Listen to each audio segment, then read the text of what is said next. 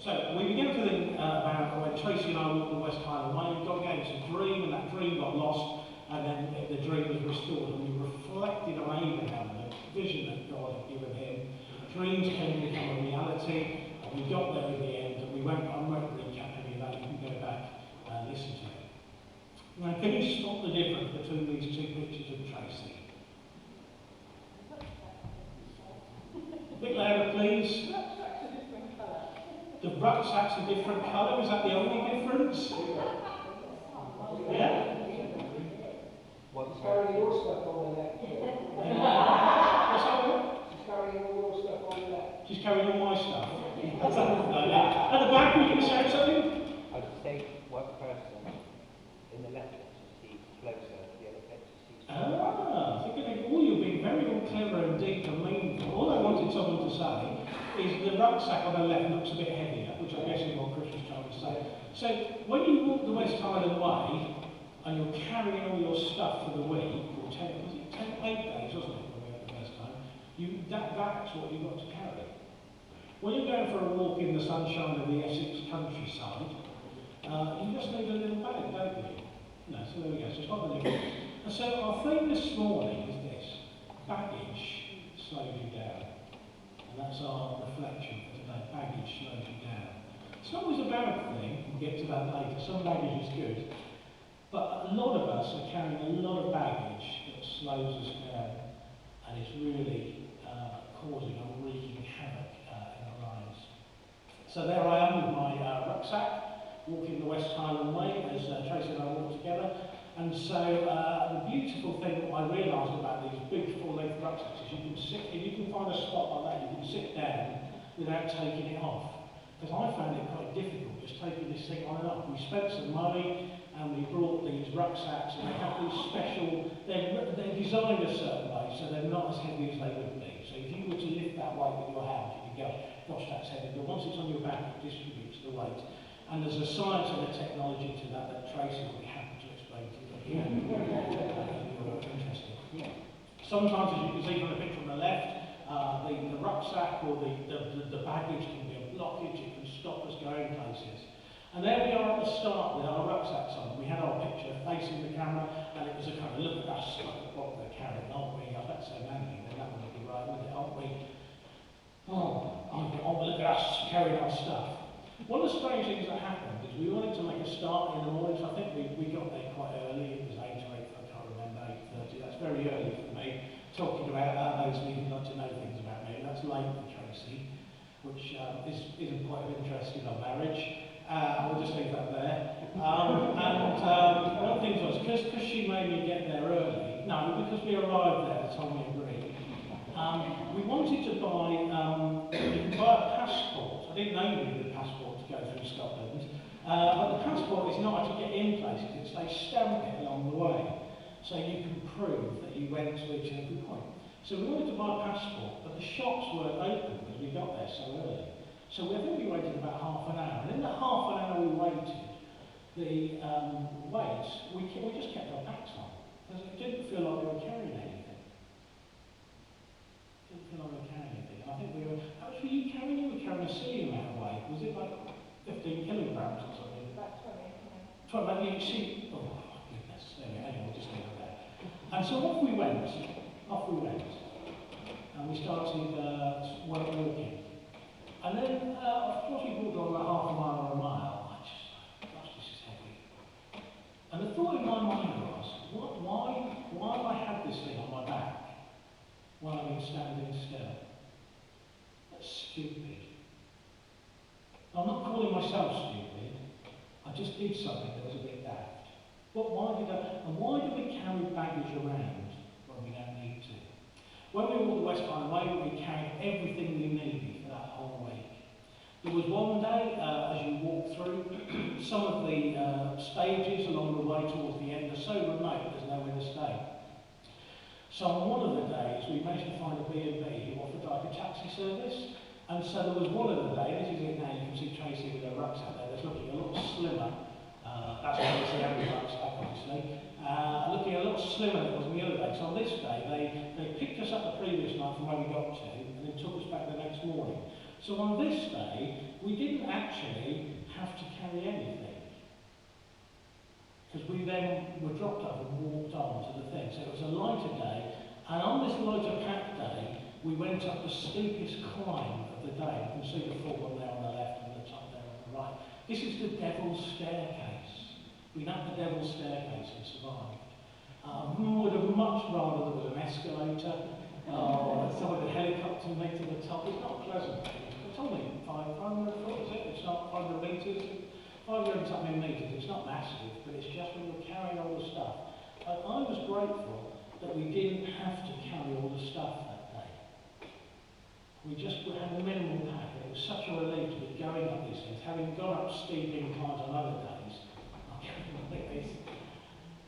So baggage holds us back, baggage slows us down. I want us to reflect on what baggage are we carrying. So if you would like to, just sit and think about it.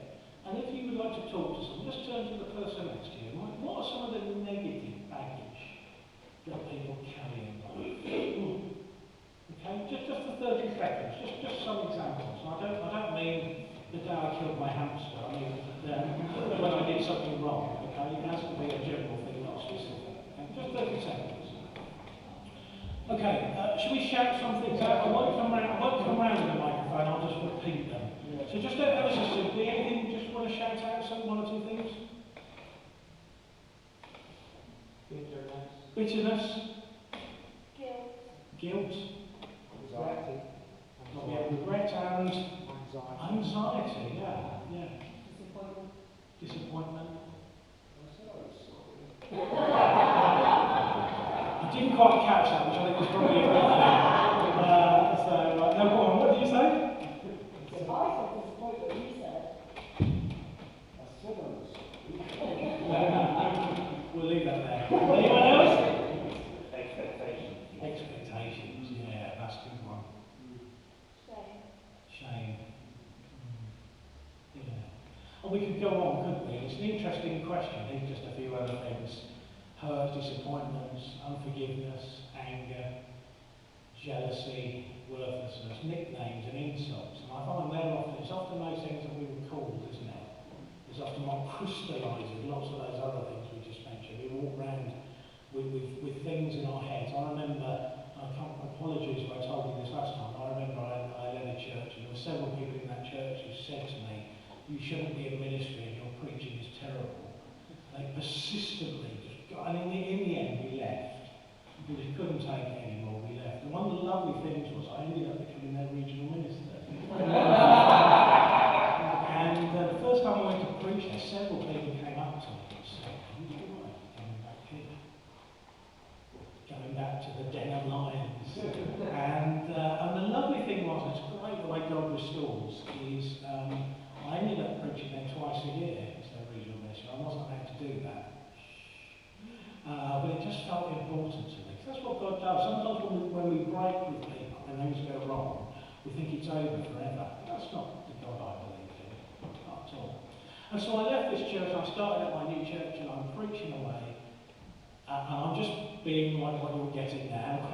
And that's great if you like that sort of thing. And in my head is this voice. So you shouldn't be preaching. That's not who you are. And that took time to live. I knew it wasn't true, but that voice was there. That voice was there. I could give you loads more examples, but we haven't really got time. What baggage are we carrying? And here we are on our lighter pack day. You can see how puffed up my rain cover is on my rucksack there. There's hardly anything inside it. And then we went for a walk one day. We got to where we were going so early. We left our packs behind. We found a waterfall. It wasn't on the route. We did extra walking. And it was beautiful. And along the side of this waterfall, they put like handholds. So you can climb up it if you want to. Well, you have to draw a line somewhere, don't you? We didn't do that. And they do like outward bound stuff where you can scale the waterfall. It's an incredible, beautiful spot in Kinloch Leland there. Lovely place. That you would never ever go to. You've probably never heard of. Lovely little community and a good chip shop. I talked about this the other day. This was me 8 miles into the first day. Absolutely had it. This was me at the same spot when we walked there the next year. There's a bit of a difference there, isn't there? The next year I was better prepared, we practiced and our practice hadn't been disruptive. And also, the second year, something significant happened. Our children, as I said, some of our children came with us, and one of the things we decided to do was make use of a baggage transfer scheme. And so we carry significantly less. Other baggage transfer companies are available on the West Highland Way. We carried significantly less. We were determined on the first year to carry everything. And speaking for myself, not for anyone else, that was stupid. Really stupid. There are people out there who'll be like, no, I want to know I've done it properly. That's fine. But to me, why would you go all there? So the second year, the van took our baggage, and it was much easier. It was more restful. What baggage are we carrying, and why? In Matthew chapter 11, Jesus said, "Come to me, all you who are weary and carry heavy burdens, and I will give you rest." And you've seen me in that picture. There were other days where we arrived at our bed and breakfast. There was no camping involved, camping's so Old Testament. And we arrived at our B&B, and I just took the rucksack off and just collapsed. It was just awful. Taking off this weight, rest. Jesus says to us, if you're tired, if you're overloaded, if you're carrying any of the stuff that we mentioned earlier, come to me and I will give you rest. It's good, isn't it? It's great. And you'll see this, churches like this verse, and we use this a lot, and we say, come and restful Jesus. And we make it sound like rest with Jesus is sitting on a beach in Barbados, or I'm walking through the park in Trowbridge, if you can avoid the squirrels, and that sort of thing. Rest, finding rest. But that's not where the verse ends, is it? There you go. Jesus said, "Take my yoke upon you. Let me teach you, because I'm humble and gentle at heart. For you will find rest for your souls. For my yoke is easy to bear, and the burden I give you is light." That Jesus is a really confusing fella. Silence. He just is.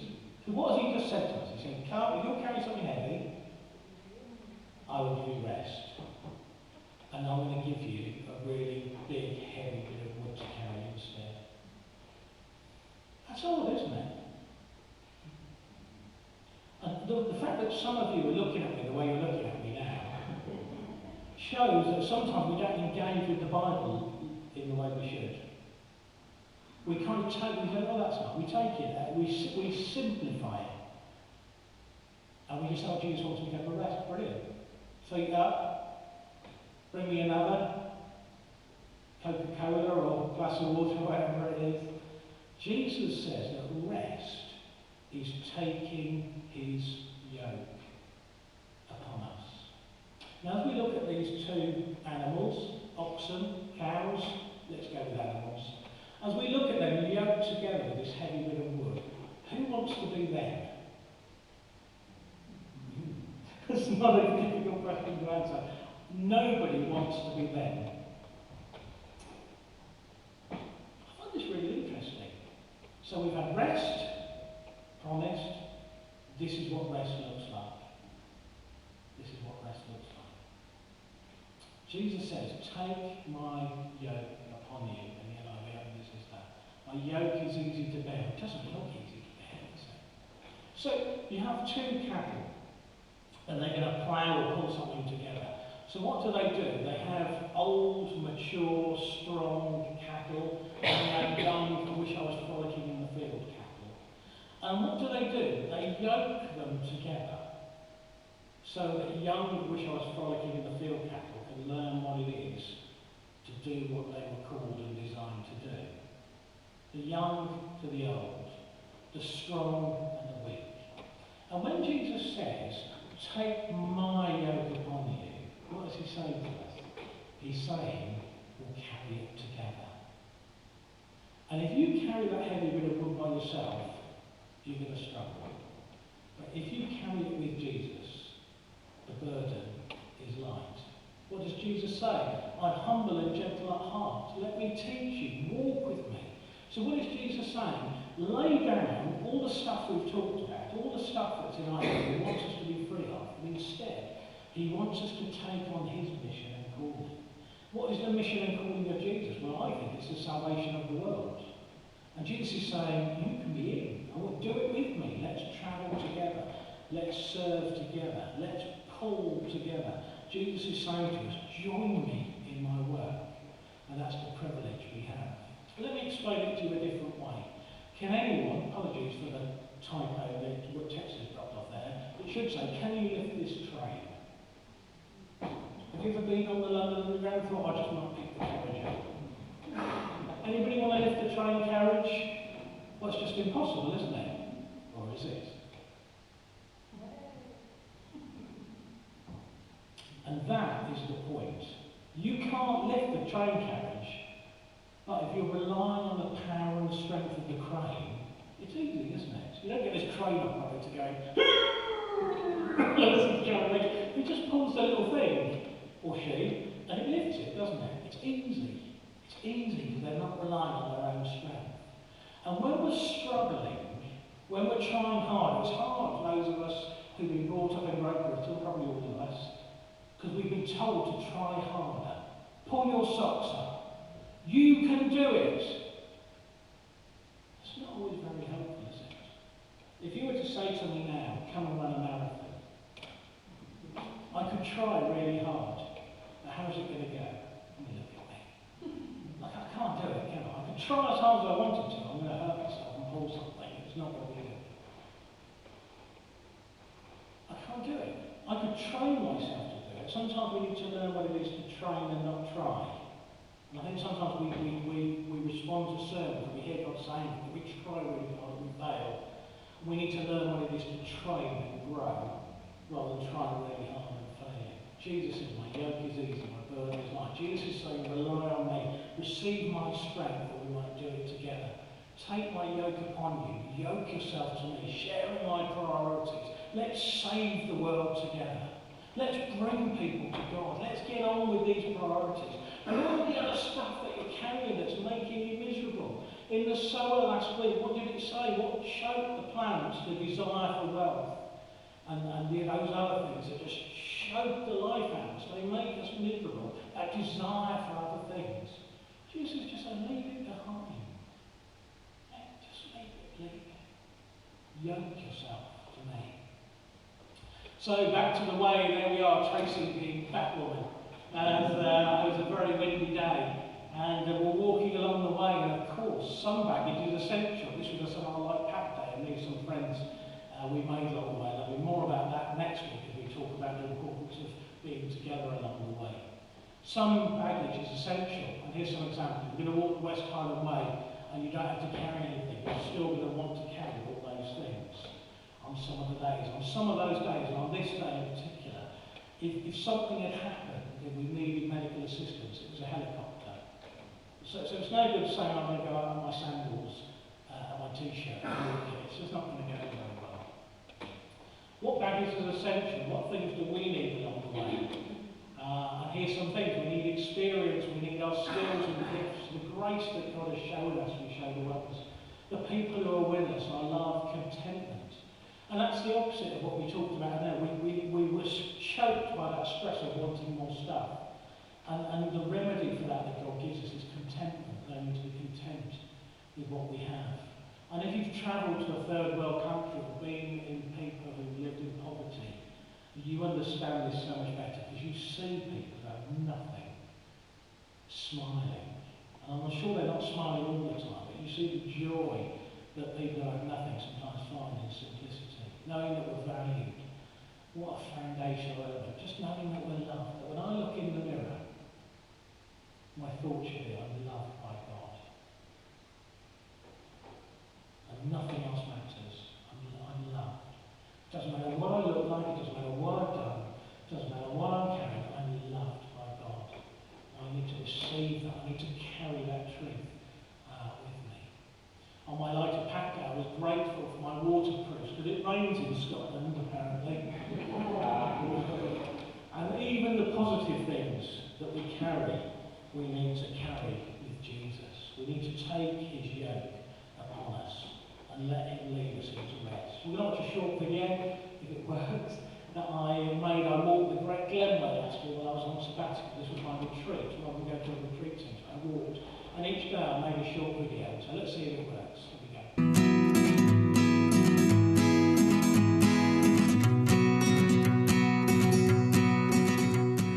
I've been walking 8 miles, just got here. There's a little bench over there, but it's a bit damp, but I could do with a rest. So I'm going to put my hammock up. It's a bit rainy, as you can see, but hopefully under the hammock it'll be, under these trees, it'll be just nice.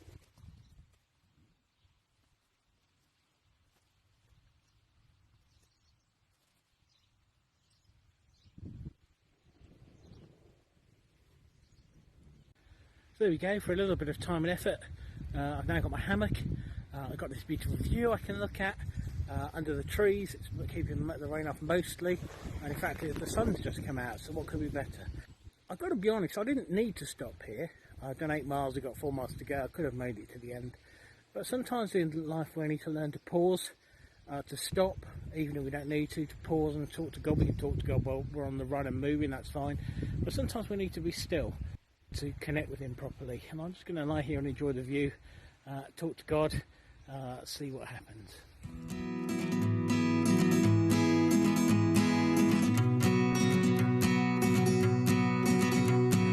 The importance of rest, taking a break. I didn't need to stop, but I did. The irony of stopping in that particular place was I didn't get to where I needed to before it poured with rain. And so it's not the best example, but there we go. Along the way we need to rest and eat well. And when we rest, when we stop, when we pause, it renews our perspective. And for those of you who can remember that far back, a fortnight ago, we began our service with these 2 pictures. Same picture, same area, same angle, same camera, different focus. And when we pause, it allows God to renew our perspective. It allows God to show us all the stuff that we talked about earlier, that we can pour out our hearts and be saying to God. I remember saying to God once, why did you make someone as ugly as me? What were you thinking? That's my prayer too. That's how I felt. That was all I could say. Why am I so rubbish? And some of you might have similar prayers. Well, why am I so hopeless? And and we've got all this stuff, all these acts. One of my favourite verses in the Bible is in Psalm 62, where it says, pour out your heart, for God is your refuge. And I love that. And in that moment, when I poured out my heart to God, why? It's an emotional thinking about it now. Why did you make someone as ugly as me? And it's the closest I think I've ever come to an audible voice, where God said to me, I made you in my image, and you're amazing. And there was no new information there. I didn't sit there and think, well, I never thought of it that way before. In my life, a spiritual penny dropped, something switched inside me, that spiritually I knew something different was true. My perspective changed because I paused. And as we thought today about what we're carrying in life, my prayer is that we'll take time in a moment as we worship and throughout this week to pour out our hearts to God, to get out some of this stuff, to name it. And it's so important just to name the things that we talked about earlier. I am carrying the shame. I'm living with guilt. To name that, to pour it out. And in the same way that if you've got anything and you pour it out, what are you left with? You're left with something that's empty.